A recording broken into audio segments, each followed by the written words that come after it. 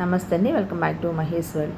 ఈరోజు ఇంట్లో ఉన్న వాటితోనే ఎంతో టేస్ట్గా ఉన్న సగ్గుబియ్యం హల్వా చేసుకుందామండి. ఈ సగ్గుబియ్యం హల్వా చేయడానికి నేను 1 కప్పు సగ్గుబియ్యం తీసుకున్నాను. వీటిని నీళ్లు వేసి బాగా శుభ్రం కడుక్కోవాలండి, అది డస్ట్ అది ఉంటే పోతుంది. ఇలా శుభ్రంగా కడిగిన తర్వాత 2 కప్పులు వాటర్ యాడ్ చేసుకుని కనీసం ఒక 7 అవర్స్ దాన్ని నానబెట్టుకోవాలండి. ఇంకా ఎక్కువ నానినా పర్వాలేదు, అది ఇంకాస్త పలుకు లేకుండా ఉంటే ఫైన్ పేస్ట్ చేసుకునే అవకాశం ఉంటుంది. ఇదిగోని 7 అవర్స్ నానబెట్టిన తర్వాత బాగా మెత్తగా అయినాయండి. మనం ఇప్పుడు దీన్ని మిక్సీ పట్టుకుందాము. దీనిలో మనం కన్సిస్టెన్సీ చూసుకుంటూ వాటర్ యాడ్ చేసుకుంటూ మెత్తగా పేస్ట్లా చేసుకోవాలి దీన్ని. ఇదిగోని ఆ కన్సిస్టెన్సీ ఉండాలి, బాగా మెత్తగా అవ్వాలండి పేస్ట్. ఇప్పుడు మనం పాన్ పెట్టుకుందాము. పాన్ పెట్టుకుని నెయ్యి వేసానండి. మనం దీనిలో డ్రై ఫ్రూట్స్ ఫ్రై చేసుకోవాలి.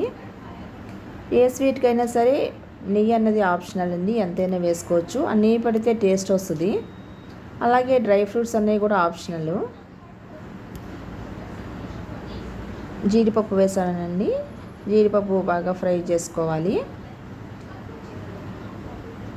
దీనిలోనే మనకి ఇష్టం ఉంటే బాదం పప్పు అది కూడా వేసుకోవచ్చు. ఎక్కువ వేపితే చేదు వచ్చినట్టు అవుతుందండి, చూసుకుని సిమ్లోనే ఉంచుకుని ఫ్రై చేసుకోవాలి.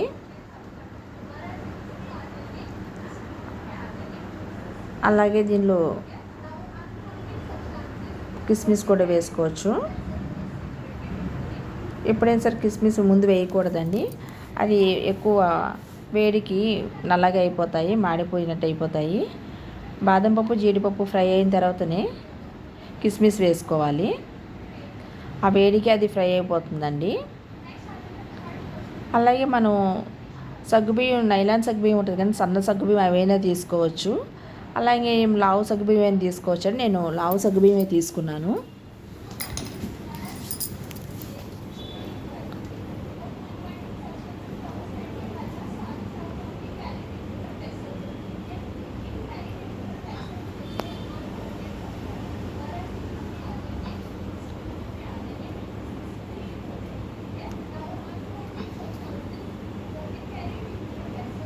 ఇప్పుడు కిస్మిస్ జీడిపప్పు 2 వేగిన తర్వాత తీసి పక్కన పెట్టుకోవాలండి. అలాగే 1 కప్పు సగ్గుబియ్యం కదా, 1 కప్పు సగ్గుబియ్యంకి 1 కప్పు పంచదార సరిపోతుందండి. మనం ఈ పంచదార ప్లేస్లో బెల్లమైనా తీసుకోవచ్చండి. బెల్లంతో అయితే ఇంకా హెల్తీగా ఉంటుంది. ఇది పంచదార పాకం రానవసరం లేదండి, అది పంచదార అంతా కరిగితే సరిపోతుంది. మామూలుగా నేను చేస్తే దాంట్లో కలర్ యాడ్ చేయనండి. ఈరోజు వీడియో గురించి కొంచెం ఫుడ్ కలర్ యాడ్ చేశాను. ఇలా ఫుడ్ కలర్ కాకుండా మనం క్యారమిల్ కూడా చేసుకోవచ్చండి.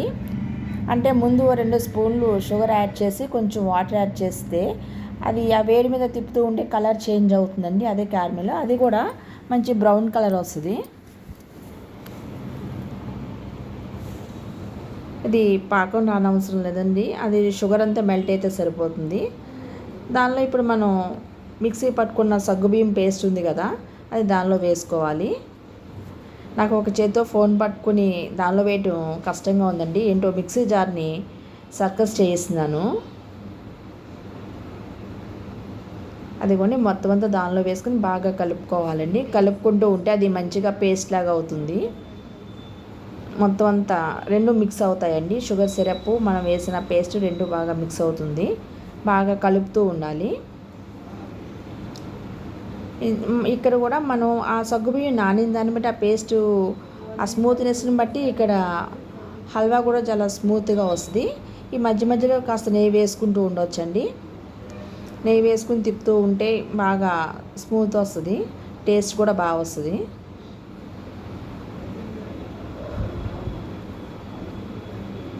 అది కలుపుతూ ఉండాలండి.